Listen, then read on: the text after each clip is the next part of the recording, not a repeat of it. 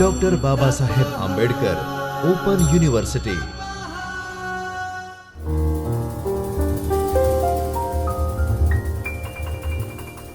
નમસ્કાર વિદ્યાર્થી મિત્રો.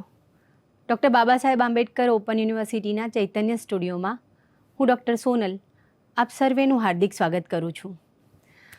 ઇતિહાસ વિષયમાં અનુસ્નાતકનો આ અભ્યાસક્રમ જે નવો શરૂ થયો છે એમાં આપ સર્વે વિદ્યાર્થીઓને હું આવકારું છું.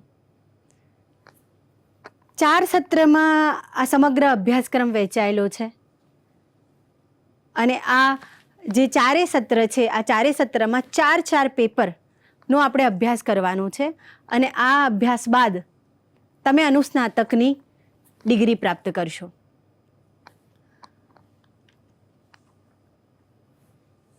સત્ર 1ની વાત કરું તો સત્ર 1માં ટોટલ 4 પેપર ભણવાના છે. આ ટોટલ 4 પેપરમાં ઐતિહાસિક સંશોધન પદ્ધતિઓ, વિશ્વની આઝાદીની ચળવળનો ઇતિહાસ, વિશ્વની પ્રાચીન સંસ્કૃતિઓ, પ્રાચીન અને અર્વાચીન ભારતીય વહીવટી વ્યવસ્થા, જે ખૂબ મહત્ત્વના છે એવા 4 પેપરો છે કે જેમાં તમને વિશ્વની સંસ્કૃતિઓ વિશે જાણવા મળશે, કે જેમાં ચીન, બેબીલોન, ભારતની સંસ્કૃતિઓ, યુરોપની સંસ્કૃતિઓ આના વિશે જાણવા મળશે. તો સાથે સાથે સંશોધન પદ્ધતિઓ કેવા કેવા પ્રકારની હોય છે એના વિશે પણ જાણવા મળશે અને સાથે સાથે પ્રાચીન ભારતથી અર્વાચીન ભારત સુધીની વહીવટી વ્યવસ્થા કેવી હતી, કયા પ્રકારે વહીવટ કરવામાં આવતો હતો એના વિશે આપણે વિગતે માહિતી સત્ર 1ના આ 4 પેપરમાં મેળવી શકીશું. સત્ર 2ની વાત કરું તો સત્ર 2માં ભારતીય ઇતિહાસમાં નારી ઈસવીસન 1800થી 1950 દરમિયાન ઇતિહાસમાં નારીનું કયા પ્રકારનું સ્વરૂપ રહ્યું હતું, નારીએ કઈ રીતે પ્રદાન કર્યું છે, એ પછી સ્વતંત્રતાના ક્ષેત્રે હોય કે સમાજ કાર્યના ક્ષેત્રે હોય કે ઇતિહાસના લેખનમાં હોય, આવી સ્ત્રીઓ વિશે આપણે જાણી શકીશું. સાથે સાથે યુગયુગીન ભારતના સાંસ્કૃતિક વારસામાં ભારતની ધરોહર એવા આ વારસાના જે મૂળ તત્વો છે એનો અભ્યાસ કરીશું. ભારતીય દફતર વિદ્યા નામનું સત્ર 3માં એક ત્રીજું પેપર છે. આ દફતર વિદ્યાની સાચવણી, દફતર વિદ્યાના પ્રકારો આ વગેરેનો અભ્યાસ આ દફતર વિદ્યામાં કરીશું. ચોથું પેપર છે ગુજરાતમાં સામાજિક પરિવર્તન. 19મી સદીના સંદર્ભમાં આ જે પેપર છે એમાં કઈ રીતે ગુજરાતમાં એક સામાજિક પરિવર્તન જોવા મળ્યું અને આ સામાજિક પરિવર્તનના મૂળ વાહકો કોણ હતા એના વિશે અભ્યાસ કરીશું. 5મું પેપર એ વૈકલ્પિક પેપર છે. એ છે ભારતીય અને પાશ્ચાત્ય પરંપરામાં ઇતિહાસ લેખન, જે આ 4 પેપરના વિકલ્પ તરીકે છે. જે 4માંથી કોઈ એક વિકલ્પ તરીકે લેવું હોય તો ભારતીય પાશ્ચાત્ય પરંપરામાં ઇતિહાસ લેખન રહેશે, જેમાં કેમ્બ્રિજ શાખા, એનાલ શાખા, ચીની ઇતિહાસ, મુગલ ઇતિહાસ એ વગેરે વિશે અને જે મહત્વપૂર્ણ ઇતિહાસકારો છે એનો પણ આમાં અભ્યાસ કરીશું. સત્ર 3ની વાત કરું તો ભારતનો આર્થિક ઇતિહાસ, ભારતનું અર્થતંત્ર કયા પ્રકારે રહ્યું છે અને એમાં 1850થી 1947 દરમિયાન જે ભારતનું અર્થતંત્ર રહ્યું છે એના વિશે અભ્યાસ કરીશું. સત્ર 3માં બીજું પેપર છે પ્રાચીન અને મધ્યકાલીન ભારતમાં સાયન્સ અને ટેકનોલોજી, જે ખૂબ મહત્વનું પેપર છે. કારણ કે અત્યારે જે સાયન્સ અને ટેકનોલોજીની વાત થાય છે, જે ટેકનોલોજીના ક્ષેત્રમાં જે વિશ્વભરના અન્ય દેશોની વાત થાય છે, ત્યારે પ્રાચીન ભારતમાં ભારતે કઈ પ્રકારની ટેકનોલોજી અને સાયન્સનો વિકાસ કર્યો હતો અને જ્યારે એ સમયમાં પ્રાચીન ભારત અવ્વલ નંબરે એ સમય હતું. ત્રીજું પેપર છે ભારતનો બંધારણીય ઇતિહાસ. 1773થી 1950 દરમિયાનનો જે બંધારણીય ઇતિહાસ છે એના વિશેનો અભ્યાસ આ પેપર 3માં કરવામાં આવશે. ચોથું પેપર છે ઇતિહાસમાં પ્રવાસ, વિનિયોગ અને ગુજરાત. આપણને ખબર છે કે આપણે સૌ પ્રવાસન ઉદ્યોગ એ અત્યારનો બહુ મહત્વપૂર્ણ ઉદ્યોગ છે અને ઇતિહાસના ઉભરતી જે શાખાઓ છે એમાં પણ પ્રવાસન વિષયને ખૂબ મહત્વ આપવામાં આવે છે. કેટલાય રાજ્યો ટુરિઝમ ક્ષેત્રનો વિકાસ કરવા માટે કેટલા અલગ અલગ પ્રકારની જાહેરાતો બનાવે છે. ગુજરાતની વાત કરીએ તો કચ્છ નહીં દેખા તો કુછ નહીં દેખા, કભી તો આવો હમારે ગુજરાત મેં. આવા કેટલા કેટલા અલગ અલગ પ્રકારના નાની નાની જાહેરાતો આપણે જોઈએ છીએ. એ શેની માટે? ઉદ્યોગ, પ્રવાસન ઉદ્યોગને વધારવા માટે. આપણે આ પ્રકારનો પેપર પ્રવાસ વિનિયોગ અને એમાંય ખાસ ગુજરાતના સંદર્ભમાં આ પેપર શરૂ કરેલું છે, કારણ કે ઉભરતા વિષયોમાં છે અને વિદ્યાર્થીઓ જ્યારે આ પેપરનો અભ્યાસ કરશે ત્યારે પ્રવાસન વિષય ઉપર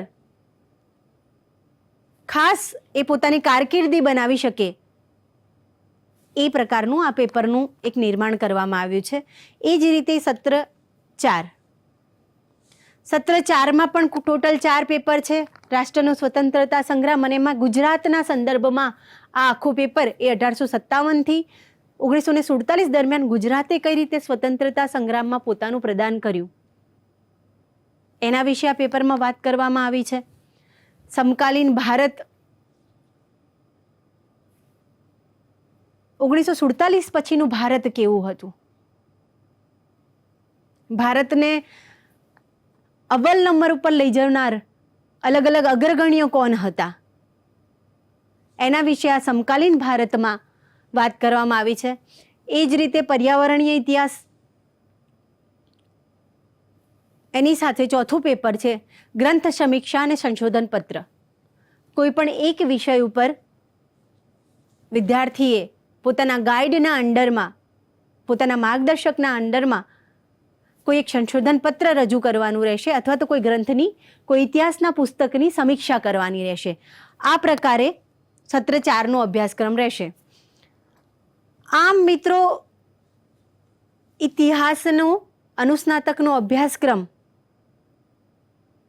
એક નવી દિશા તરફ વિદ્યાર્થીને લઈ જાય એ રીતે તૈયાર કરવામાં આવ્યો છે. અલગ અલગ ગુજરાતભરના અલગ અલગ એક્સપર્ટ, જે તે વિષયના એક્સપર્ટ લેખકો દ્વારા કે અધ્યાપકો જે છે, અલગ અલગ કોલેજમાં અધ્યાપકો છે, એમની એક્સપર્ટાઇઝ પ્રમાણે આખો અભ્યાસક્રમ તૈયાર કરવામાં આવ્યો છે, એમના દ્વારા લેખન કરવામાં આવ્યું છે અને સાથે પરામર્શન પણ જે પ્રોફેસર અને એસોસિએટ પ્રોફેસર લેવલના, પ્રિન્સિપલ લેવલના જે અધ્યાપકો છે એમના દ્વારા એનું પરામર્શન કરવામાં આવ્યું છે. વિદ્યાર્થીઓ માટે એક નવી દિશા ખુલે ઇતિહાસ વિશે. એ જે પ્રાચીન, મધ્યકાલીન, અર્વાચીન ઇતિહાસ જે ભણ્યા છે એના સિવાયનો એક અલગ દિશામાં એક આ નવી પહેલ છે જે વિદ્યાર્થીઓને જીપીએસસી, યુપીએસસી કે કોમ્પિટિટિવ એક્ઝામ માટે પણ આ સિલેબસ વિદ્યાર્થીઓ માટે ખૂબ મહત્વપૂર્ણ રહેશે. આજે આપણે અભ્યાસ કરી રહ્યા છીએ સેમ 1ના પેપર 2 આઝાદીની ચળવળનો ઇતિહાસ. 1947 થી 1857 થી 1947 સુધીનો જે આઝાદીની ચળવળનો ઇતિહાસ છે, આ પેપરનું એક યુનિટ વિશે આજે આપણે અભ્યાસ કરીએ છીએ. આઝાદીની ચળવળનો ઇતિહાસ આપણે સૌ જાણીએ છીએ કે 1857નું જે સ્વતંત્રતા, પ્રથમ સ્વતંત્રતા આંદોલન શરૂ થયું, એના પછી અનેકાનેક અલગ અલગ આંદોલનો થતા રહ્યા. આ પેપરમાં પણ રાષ્ટ્રવાદ છે, એ રાષ્ટ્રવાદનો ઉદ્ભવ કઈ રીતે થયો અને વિકાસ કઈ રીતે થયો એની સમજણ આપવામાં આવી છે. સાથે સાથે કોંગ્રેસ મહાસભાની સ્થાપના, એના વિશે વાત કરવામાં આવી છે. એ ઉપરાંત બંગાળના ભાગલા, સવિનય કાનૂન ભંગની ચળવળ, અસહકારની ચળવળ, મહાત્મા ગાંધીજી પૂર્વેની જે ચળવળો છે એ બધી ચળવળોને પણ આ અભ્યાસક્રમમાં આવરી લેવામાં આવી છે. ઉપરાંત સ્વરાજ પક્ષની સ્થાપના, કેટલીક ક્રાંતિકારી ચળવળો અને આ ક્રાંતિકારી ચળવળોના પ્રેરણાતા ક્રાંતિકારીઓ ભગતસિંહ, ખુદીરામ બોઝ, અરવિંદ ઘોષ, બારિન્દ્ર ઘોષ, આવા અલગ અલગ વ્યક્તિઓ વિશે પણ આપણે આમાં આવરી લીધેલું છે. સાથે સાથે વિદેશોમાં આજનો જે યુનિટ, આજે જેનો આપણે અભ્યાસ કરવાના છીએ, એવા વિદેશમાં ક્રાંતિકારી પ્રવૃત્તિઓ પણ આ પેપરમાં છે અને આ વિદેશમાં જેમને ક્રાંતિ કરી, મા ભૌમ, મા ભારતીના કાજે જેમને પોતાની આહુતિ આપી, એવા સરદાર શ્રી રાણા, શ્યામજી કૃષ્ણ વર્મા, મેડમ કામા, ઉધમસિંહ, આ વગેરે વિશે પણ આપણે આ પેપરમાં ભણવાના છીએ, જેનો આપણે એમાંનો એક યુનિટ વિદેશમાં ક્રાંતિકારી પ્રવૃત્તિ શ્યામજી કૃષ્ણ વર્મા વિશે આજે આપણે જાણવાના છીએ. આ સાથે સાથે સુભાષચંદ્ર બોઝ અને આઝાદ હિન્દ ફૌજ એની પ્રવૃત્તિઓ વિશે, આ સાથે સાથે દેશી રાજ્યોનું વિલીનીકરણ કઈ રીતે થયું, કેબિનેટ મિશન, હિન્દ છોડો ચળવળ અને દેશી રિયાસતોમાં પ્રજામંડળોના આંદોલનો, આ વગેરે વિશે આ પેપરમાં આપણે અભ્યાસ કરવાના છીએ. આ પેપરમાંનો એક યુનિટ વિદેશમાં ક્રાંતિકારી પ્રવૃત્તિઓ. આજના અભ્યાસથી મિત્રો આપણે શું જાણી શકીશું? તો આજના અભ્યાસથી આપણે વિદેશમાં કઈ રીતે ભારતીય ચળવળના, ભારતીય આંદોલનના, સ્વતંત્ર સંગ્રામના પડઘા કઈ રીતે વિદેશમાં જોવા વળ્યા એના વિશે આજે આપણે અભ્યાસ કરીશું. માત્ર ને માત્ર જ્યારે ભારતમાં ક્રાંતિ થઈ, ભારતમાં જ્યારે આંદોલનો થયા, માં ભૌમની, માં સ્વતંત્રતા મેળવવા માટેના જે આંદોલનો થયા એ ભારત પૂરતા સીમિત નહોતા. માત્ર ને માત્ર ભારતમાં એનો વેગ નહોતો, પણ ભારતની બહાર પણ આ આંદોલનોના પડઘા જોવા મળ્યા. એના વિશે આજે આપણે અભ્યાસ કરીશું. સાથે સાથે વિદેશી ક્રાંતિકારી પ્રવૃત્તિઓનો પરિચય આપણે મેળવીશું. કઈ રીતે વિદેશોમાં જઈ અને ભારતીય લોકો વિદેશોમાં ગયા અને વિદેશોમાં જઈ અને કેવા પ્રકારની પ્રવૃત્તિઓ કરી એના વિશે આજે અભ્યાસ કરીશું. સાથે સાથે મુખ્ય જે ક્રાંતિકારીઓ છે, આ મુખ્ય ક્રાંતિકારીઓમાં ખાસ આજે શ્યામજી કૃષ્ણ વર્મા વિશે આજે આપણે અભ્યાસ કરીશું. શ્યામજી કૃષ્ણ વર્માનું જીવન, એમનું પ્રારંભિક જીવન, એમનું શિક્ષણ, ક્યાં ક્યાં એમને શિક્ષણ મેળવ્યું અને કઈ રીતે એમના જીવન ઉપર મા ભૌમ કાજે, સ્વતંત્રતા કાજે મરી મીટવાની જે ઈચ્છા થઈ એના વિશે આપણે આજે ડિટેલમાં અભ્યાસ કરીશું. સાથે સાથે એમનું છેલ્લું જીવન એમને ક્યાં વિતાવ્યું એના વિશે પણ અભ્યાસ કરીશું. આ સાથે સાથે આજના અભ્યાસમાં આપણે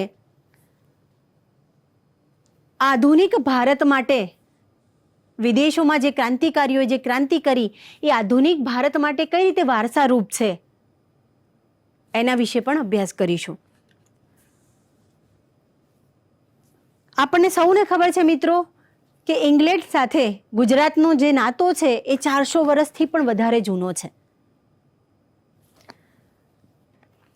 ઇંગ્લેન્ડ અને વિદેશની ધરતી ઉપરની વાત કરું તો શરૂઆતમાં શિક્ષણ મેળવવા ગયા કે વેપાર કરવા ગયા અને શિક્ષણ મેળવતા એમને વિદેશની ધરતી ઉપર સ્વતંત્રતાનો જુવાળ ફેલાવ્યો અને એનું શ્રેષ્ઠ ઉદાહરણ એટલે મહાત્મા ગાંધી.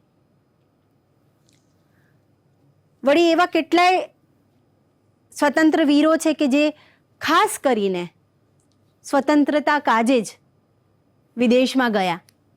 એવા પણ આપણી પાસે કેટલા ઉદાહરણો છે, જેમ કે મેડમ ભીખાઈજી કામા, શ્યામજી કૃષ્ણ વર્મા. કારણ કે એમને એવું લાગ્યું કે જો ભારતમાંથી ઇંગ્લેન્ડની સત્તા દૂર કરવી હશે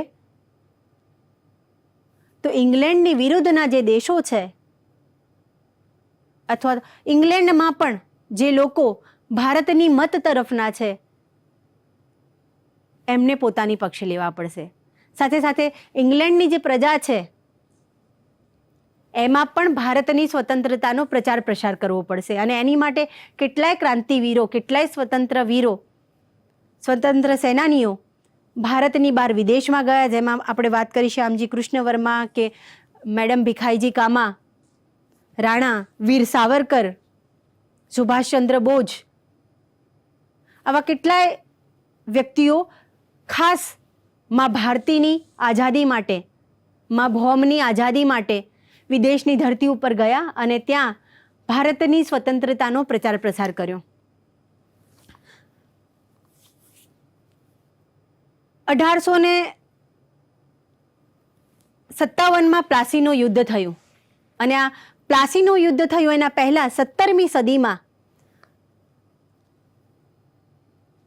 ઇંગ્લેન્ડની ઈસ્ટ ઇન્ડિયા કંપનીએ સુરત બંદરમાં, ગુજરાતના સુરત શહેરના બંદરથી ભારતમાં પ્રવેશ કર્યો.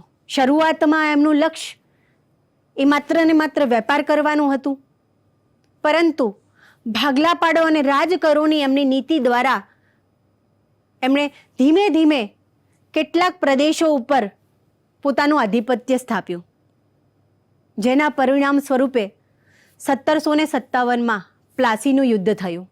અને પ્લાસીના યુદ્ધ બાદ ભારત પર બ્રિટિશ શાસનની ઘેરી છાયા ફરી વળી. સમગ્ર ભારત ઉપર અંગ્રેજ સત્તાનો, ઇંગ્લેન્ડ શાસકોનો એક હથ્થું શાસન થઈ ગયું. કેટલાક નાના નાના દેશી રજવાડાઓ પણ એ સમયમાં જોવા મળે છે કે જેમને પોતાની સત્તા જમાવી રાખી, પણ ક્યાંક ને ક્યાંક એ લોકો અંગ્રેજ શાસકોના આધિપત્યમાં રહી અને સત્તા કરતા હતા.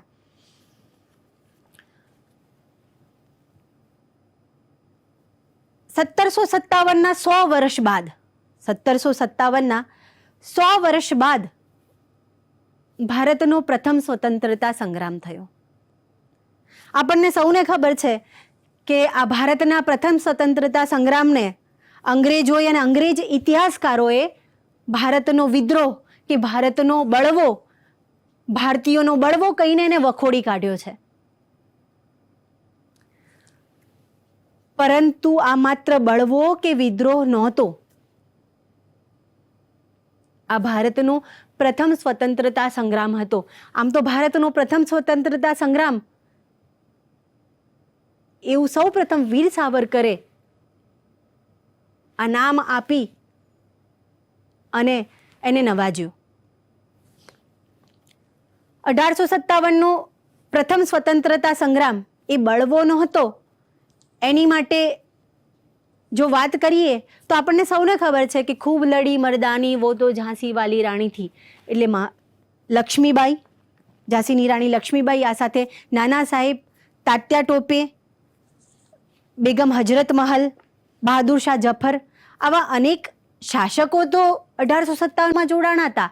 પરંતુ આ સાથે સાથે મંગલ પાંડે અને મંગલ પાંડેની સાથે કેટલાય સૈનિકો, મારા પાટણનો એક વાણિયો મગન ભૂખડ, ઓખાના વાઘેરો, આવા કેટલાય સ્થાનિક લોકો 1857ના જોડાણા હતા, કે જેને આપણે વિપ્લવ કહીએ છીએ, જેને વિપ્લવ કહેવામાં આવ્યો છે. એવા 1857ના સ્વતંત્રતા સંગ્રામમાં જોડાણા હતા. અને માટે આ 1857નો વિપ્લવ એ વિપ્લવ નહીં, પરંતુ એક સંગઠિત આંદોલન હતું, જેને આ આંદોલને ભલે અંગ્રેજોને સંપૂર્ણપણે ભારતમાંથી ખદેડી ના કાઢ્યા કે એમની સત્તાનો નાશ ના કર્યો, પરંતુ એક નવીન ક્રાંતિ આ આંદોલન બાદ ભારતીયોમાં જાગી.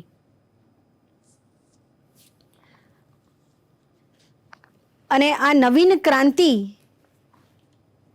જે ભારતમાં આવી અને આના કારણે કેટલાય પ્રકારની હિંસક અને અહિંસક પ્રવૃત્તિઓ ભારતમાં જોવા મળી, જેમાં કેટલાય હિંસક અને અહિંસક પ્રવૃત્તિઓની વાત કરીએ તો એમાં કેટલાય પ્રકારના આંદોલનો કે જે આ પેપરમાં જ આપણે અભ્યાસ કરીશું. સાથે સાથે આ પેપરમાં જ આપણે જેમની વાત કરવાના છે એવા ભગતસિંહ, ખુદીરામ બોઝ, એવા અલગ અલગ જે ક્રાંતિકારીઓ છે એમને કેટલીક હિંસક પ્રવૃત્તિઓ પણ કરી. સાથે સાથે વિદેશમાં પણ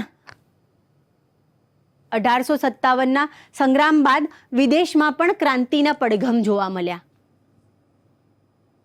અને આ પડઘમમાં શ્યામજી કૃષ્ણ વર્મા, મેડમ કામા, દાદાભાઈ નવરોજી, રાસબિહારી બોઝ, આવા કેટલાય વ્યક્તિઓનું પ્રદાન રહ્યું. દાદાભાઈ નવરોજીએ લંડનમાં એક સંગઠનની પણ સ્થાપના કરી હતી, અને આ સંગઠનનું કામ એ બ્રિટિશ સરકારની જે આબખુદ શાસન છે, આ આબખુદ શાસન સામે ભારતીયોનો અને ઇંગ્લેન્ડનો એકમત કરવાનો પ્રયત્ન હતો. વિદેશોમાં આ ભારતીયો છે વિદેશોમાં અલગ અલગ જગ્યાએ પ્રવાસ કરે અને સાથે સાથે અખબારોમાં જે અંગ્રેજોની જે દમનકારી નીતિ છે, અંગ્રેજોની દમનકારી નીતિ વિશે અલગ અલગ લેખ લખવામાં આવતા અને બ્રિટિશોના જે અન્યાયી કાયદા છે અને સાથે સાથે એમના જે અન્યાય છે એને ખુલ્લો પાડવામાં આવતો. આવા જ એક વિદેશમાં રહી, વિદેશમાં પોતાની કર્મભૂમિ બનાવી અને સ્વતંત્રતા કાજે પોતાનું શ્રેષ્ઠ આપનાર એવા શ્યામજી કૃષ્ણ વર્મા વિશે આજે આપણે અભ્યાસ કરીશું. સ્વાધ્યાયઃ